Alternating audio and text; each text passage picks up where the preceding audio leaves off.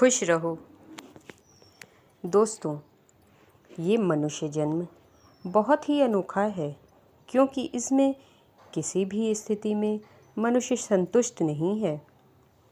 मनुष्य का लालच और हमेशा और पाने की चाहत उसे कभी भी संतुष्ट होने नहीं देती है, और उसकी यही असंतुष्टि उसे कभी खुश नहीं होने देती, और वह इंसान इस जीवन में खुश रहने का सही तरीका कभी समझ ही नहीं पाता।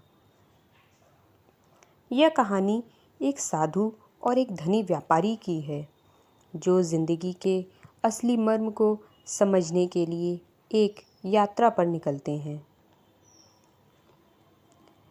एक बार की बात है, एक धनी व्यापारी अपने जीवन में बहुत परेशान था। उसके पास धन, दौलत, ऐश्वर्य और सभी प्रकार की सुख सुविधाएं थीं, लेकिन फिर भी उसे शांति नहीं मिलती थी। उसने सुना कि एक महान साधु पास के जंगल में ध्यान करते हैं और उन्होंने जीवन के गहरे रहस्यों को समझ लिया है। व्यापारी ने निश्चय किया कि वह उस साधु से जरूर मिलेगा और अपने जीवन की सभी समस्याओं का समाधान खोजेगा। व्यापारी जंगल में साधु के आश्रम में पहुंचा और उन्हें अपनी दुख भरी कहानी सुनाई। साधु ने व्यापारी को ध्यान से सुना और कहा, मैं तुम्हारी मदद कर सकता हूँ, लेकिन इसके लिए तुम्हें मेरे साथ एक यात्रा पर चलना होगा। व्यापारी तुरंत तैयार हो गया। साधु ने उसे एक छोटी सी पोटली दी और कहा, इसमें कुछ अनमोल चीज़ें हैं, इन्हें बहुत ही संभाल कर रखना। व्यापारी और साधु दोनों यात्रा पर निकल गए। रास्ते में उन्हें एक नदी पार करनी थी। व्यापारी ने पोटली को बहुत मजबूती से पकड़ तो रखा था ताकि कहीं वह गिर न जाए, लेकिन जैसे ही वह नदी के बीच में पहुंचा, उसका पैर फिसल गया और पोटली पानी में गिर गई।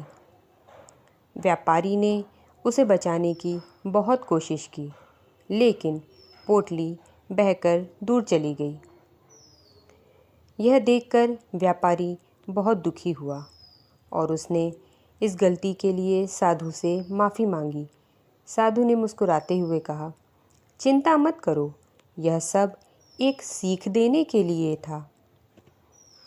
साधु ने व्यापारी को एक पेड़ के नीचे बैठाया और फिर कहा, तुम्हारे पास जो भी धन दौलत, ऐश्वर्य, सुख सुविधाएं हैं, वे सब उस पोटली की तरह हैं। जब तक तुम उन्हें पकड़ के रखोगे, तुम कभी भी शांति नहीं पा सकोगे, लेकिन जैसे ही तुम उन्हें छोड़ दोगे, तुम्हें असली शांति मिलेगी। साधु की इन बातों का उस व्यापारी पर बहुत गहरा प्रभाव पड़ा। उसने समझ लिया कि सच्ची शांति और संतोष बाहरी वस्तुओं में नहीं, बल्कि हमारे अंदर है। उसने अपने जीवन की प्राथमिकताओं को बदल दिया और अपने धन का एक हिस्सा गरीबों और ज़रूरतमंदों को मदद देने के लिए खर्च करना शुरू कर दिया। व्यापारी को अब असली सुख और शांति मिल गई थी। उसने समझ लिया था कि जिंदगी का असली मर्म सिर्फ धन दौलत में नहीं है, बल्कि दूसरों की मदद करने में और सच्चे मन से जीने में है। इस कहानी से हमें यह सीखने को मिलता है कि असली सुख और शांति हमारे अंदर है। बाहरी वस्तुएं और धन दौलत तो हमें क्षणिक सुख दे सकते हैं, लेकिन असली शांति और संतोष चाहिए तो दूसरों की सेवा करो और सच्चे मन से जीने में ही अच्छे सुख और शांति मिलती है। दोस्तों, आशा है आपको ये खुश रहो कहानी अच्छी लगी होगी। कृपया इस कहानी को ज़्यादा से ज़्यादा शेयर करें। ऐसी ही और हिंदी स्टोरीज़ पढ़ने, सुनने और देखने के लिए आप हमें लाइक और सब्सक्राइब ज़रूर करें। आप हमें कमेंट्स भी दे सकते हैं, इससे हमें मोटिवेशन मिलता है। धन्यवाद।